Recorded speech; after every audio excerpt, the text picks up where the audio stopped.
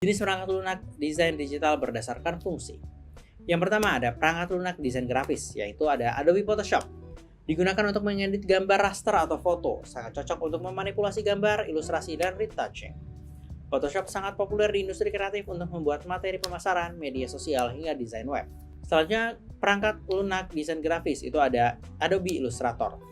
Perangkat lunak berbasis vektor untuk membuat ilustrasi, logo, infografis, dan grafis yang bisa diskalakan tanpa kehilangan kualitas. Illustrator sering digunakan untuk desain yang memerlukan kejelasan tinggi seperti branding dan icon. Perangkat lunak desain grafis itu ada Corel Draw.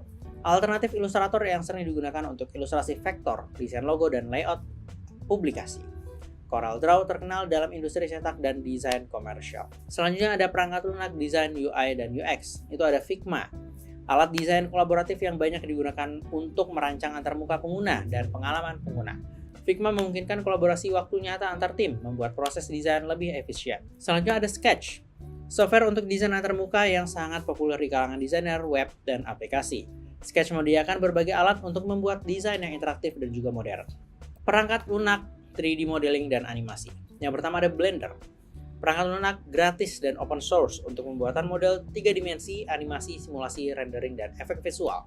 Blender digunakan dalam banyak industri termasuk film, video game, dan desain produk. Selanjutnya ada Autodesk 3ds Max and Maya. Software profesional untuk modeling 3D, animasi, dan rendering banyak digunakan di industri film dan arsitektur. Maya biasa digunakan untuk animasi, sementara 3ds Max lebih sering digunakan untuk pembuatan model statis. Yang keempat ada perangkat lunak desain web, itu adalah Adobe XD. Alat prototyping dan desain yang digunakan untuk membuat dan menguji desain web serta aplikasi seluler.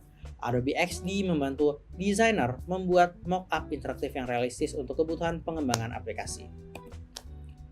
Selanjutnya ada perangkat lunak desain web, yaitu ada Webflow. Platform desain web berbasis visual yang memungkinkan desainer untuk membuat website tanpa coding dengan antarmuka yang mudah digunakan. Selanjutnya kita akan membahas tentang teknik cetak. Teknik cetak. Teknik cetak adalah serangkaian proses dan metode yang digunakan untuk mentransfer teks, gambar, atau desain dari satu permukaan, biasanya plat cetak atau digital, ke media cetak seperti kertas, kain, plastik, atau bahan lainnya. Teknik cetak memainkan peran penting dalam berbagai industri, termasuk percetakan buku, majalah, kemasan, tekstil, dan media promosi. Teknik ini telah berkembang dari metode cetak manual tradisional hingga metode modern berbasis teknologi digital, memungkinkan produksi yang lebih cepat, lebih efisien, dan dengan kualitas yang semakin baik. Dalam sejarahnya, teknik cetak telah membawa revolusi besar dalam penyebaran informasi dan perkembangan budaya. Salah satu tonggak penting adalah penemuan mesin cetak oleh Johannes Gutenberg pada abad ke-15 yang memungkinkan produksi buku dan materi cetak secara massal untuk pertama kalinya.